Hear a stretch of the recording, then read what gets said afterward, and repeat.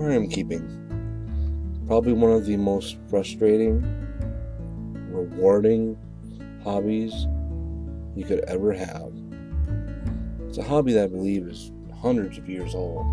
People have been doing it as far back as probably the early 1500s.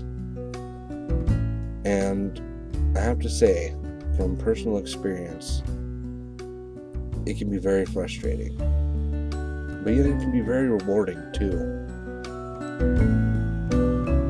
You tend to start to feel for these animals, these friends that you buy and place into your tank.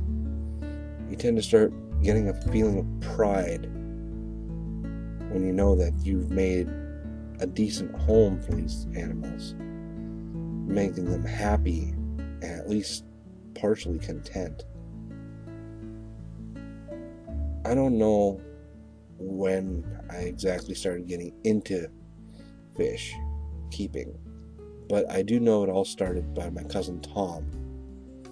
All those years ago when he got fish tanks, that I remember when he first got his fish tanks, and just sitting there watching his fish, seeing their personalities and little quirks and foibles.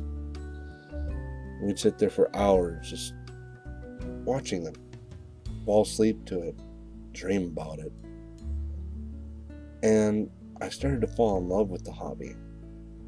But it wasn't until recently that I actually decided to get into it, because I wanted to experience the joy that I seem to see many aquarists get from this hobby. And if you're a beginner, don't let yourself get beat down over this. Don't get downhearted. The down times, the stressful times, the frustrating times can always be outweighed by the benefit from this. It can be a stress reliever. It can be a way to bond with an animal if you're not good with cats or dogs. It's demanding, but it's worth it. I honestly think anybody looking for a pet, a fish is the greatest way it could go. I hope I was able to help somebody out there. And if not, maybe through my future videos, you'll be able to see how much of a rewarding hobby this can be. This is Smerls. I hope this video finds you well.